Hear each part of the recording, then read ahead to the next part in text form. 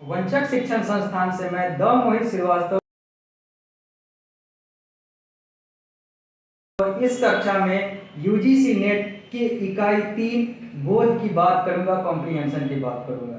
यह एक ऐसा इकाई है जहां पर हमें पैराग्राफ और अलग अलग पैसेजेज के आधार पे उत्तर करने होंगे, प्रश्न के उत्तर देने होंगे। अर्थात यहाँ पर कुछ पैराग्राफ्स होंगे, उसे पढ़ के हमें उत्तर देने होंगे।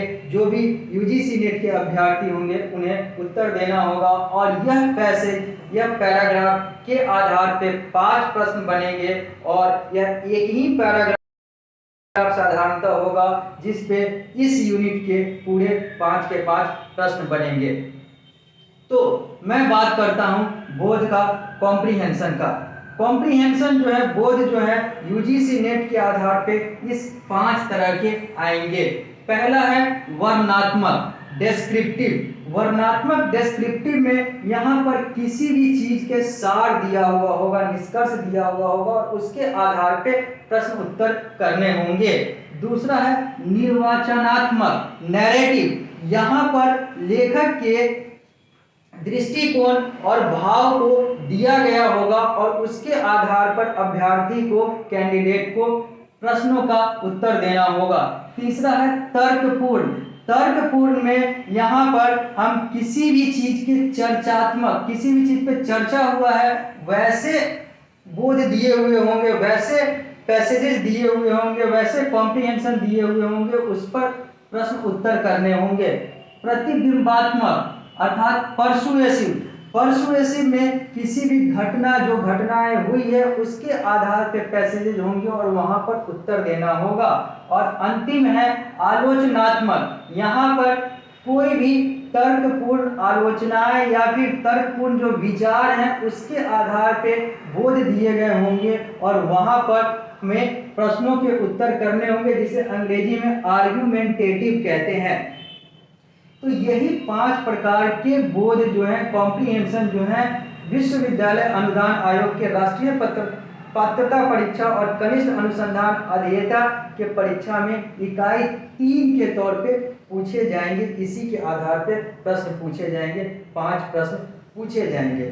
तो मैं एक प्रश्न यहाँ पर करता हूं और यह जानने की कोशिश करता हूं कि ये कैसे बोध होंगे और इसके प्रश्न क्या क्या होंगे और इसके उत्तर क्या क्या होंगे। तो मैं उदाहरण के तौर पे एक बोध करने जा रहा हूं, एक बोध पढ़कर उसका उत्तर देने जा रहा हूं और इसी आधार पे सारे बोध होंगे।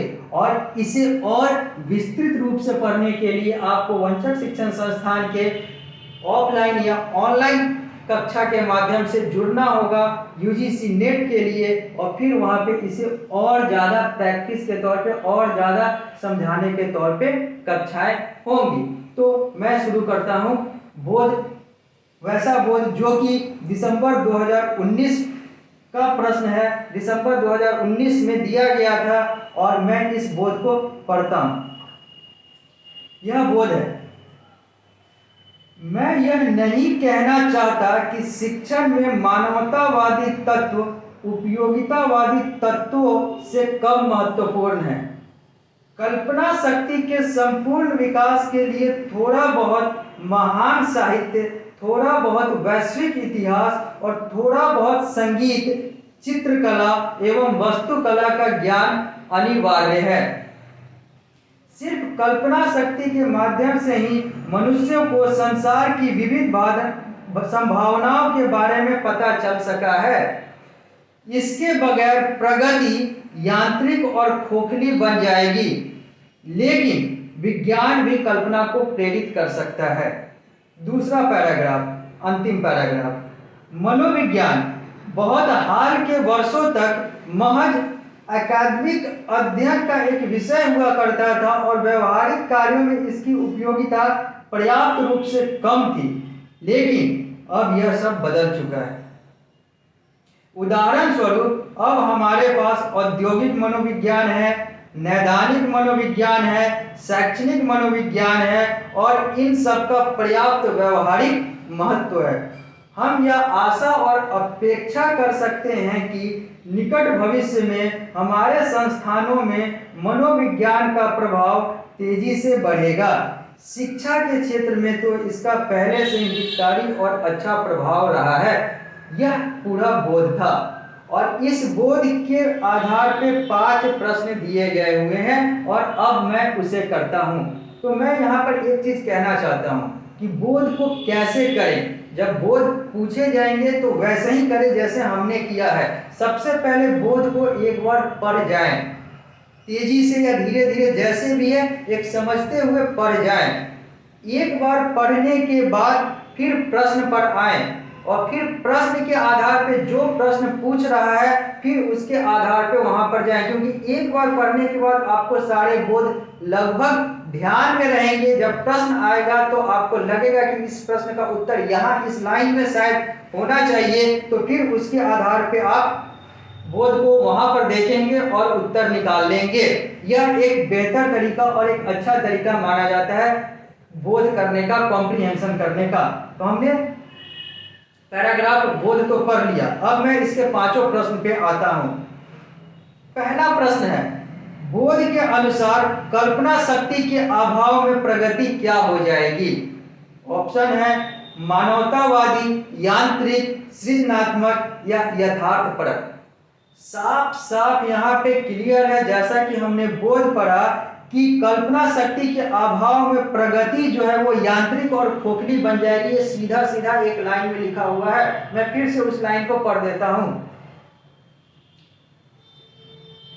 सिर्फ कल्पना शक्ति के माध्यम से ही मनुष्यों को संसार की विविध संभावनाओं के बारे में पता चला।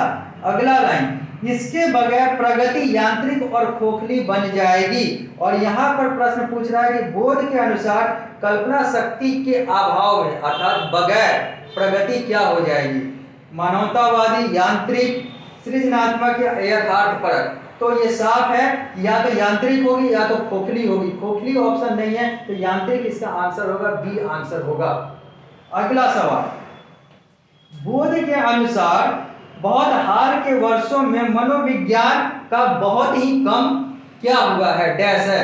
बोध के अनुसार बहुत हाल ही के वर्षों में मनोविज्ञान का बहुत ही कम डैश। पहला एकेडमिक बढ़ोतरी, अगला शिक्षण प्रयोग, तीसरा व्यवहारिक उपयोगिता, चौथा कल्पना शक्ति के लिए उपयोगिता। बोध के अनुसार हाल ही के वर्षों में मनोविज्ञान का बहुत ही कम क्या हुआ है? तो मनोविज्ञान वाले में हम आएंगे। मनोविज्ञान में कह रहा है कि मनोविज्ञान बहुत हाल के वर्षों में महज शिक्षण अध्ययन का एक विषय हुआ करता था। व्यवहारिक कार्यों में इसकी उपयोगिता पर्याप्त कम थी। तो यही कह रहा है कि मनोविज्ञान का बहुत ही कम व्यवहारिक उपयोगिता थी, क्योंकि ये पर्याप्त कम थी मतलब बहुत ही कम व्यवहारिक उपयोगिता थी। ये साफ साफ इस लाइन से क्लियर हो रहा है। तो इसका आंसर होगा सी, व्यवहारिक उपयोगिता। अगला प्रश्न, बोध के अनुसार लोगों को संसार की संभावनाओं के बारे में सिर्फ किसके माध्यम से जानकारी मिल सकी? 4 ऑप्शन है, साहित्य, इतिहास, कल्पना शक्ति या संगीत। तो यहाँ पर साफ साफ कल्पना शक्ति उत्तर आता है, क्योंकि यहाँ पर बोध में ये चीज लिखा हुआ है। मैं फिर से उसे पढ़ देता हूँ। सवाल है, बोध के अनुसार लोगों को संसार की संभावनाओं के बारे में सिर्फ किसके माध्यम से जानकारी मिल सकती है? मनोविज्ञान बहुत हाल के वर्षों में महज शिक्षण अध्ययन का एक विषय हुआ करता था। ये सारा कुछ इसमें लिखा हुआ है, लेकिन हमें देखना है उत्तर की बोध के अनुसार लोगों को संसार की संभावनाओं के बारे में या तो साहित्य होगा, या तो इतिहास होगा, या तो कल्पना शक्ति होगा, या तो संगीत होगा। ये सब हमारे पैराग्राफ 1 का हिस्सा है। मैं यह नहीं कहना चाहता कि शिक्षण में मानवतावादी तत्व उपयोगितावादी तत्वों से कम महत्वपूर्ण है। कल्पना शक्ति के संपूर्ण विकास के लिए थोड़ा बहुत साहित्य, इतिहास, संगीत, चित्रकला जरूरी है, लेकिन सिर्फ कल्पना शक्ति के माध्यम से ही मनुष्यों को संसार की विविध संभावनाओं के बारे में पता चला। तो अर्थात यह है, सवाल है कि लोगों को संसार की संभावनाओं के बारे में किसके माध्यम से जानकारी मिल सकती है? कल्पना शक्ति। अगला सवाल है, बोध में लेखक किस बात को लेकर आशावान्वित हैं? 4 उत्तर हैं, 4 ऑप्शन है, इसमें से एक सही उत्तर होगा। बोध में लेखक किस बात को लेकर आशान्वित हैं?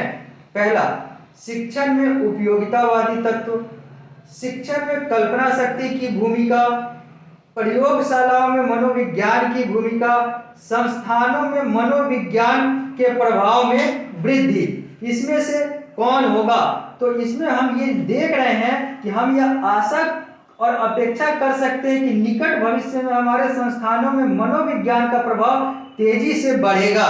तो संस्थानों में मनोविज्ञान के प्रभाव में वृद्धि जो है ये इसका उत्तर होगा, क्योंकि ये सीधा सीधा इस बोध में है, क्योंकि सवाल था कि लेखक किस बात को लेकर आशान्वित है। तो लेखक संस्थानों में मनोविज्ञान के प्रभाव में वृद्धि को लेकर आशान्वित है, ऐसा ये सोच रहा है। ये 4 सवाल हो गए, 4 प्रश्न हो गए। अब अंतिम प्रश्न है, बोध के अनुसार यदि कल्पना शक्ति का संपूर्ण विकास करना है तो निम्नलिखित में से किसका ज्ञान थोड़ा बहुत होना चाहिए?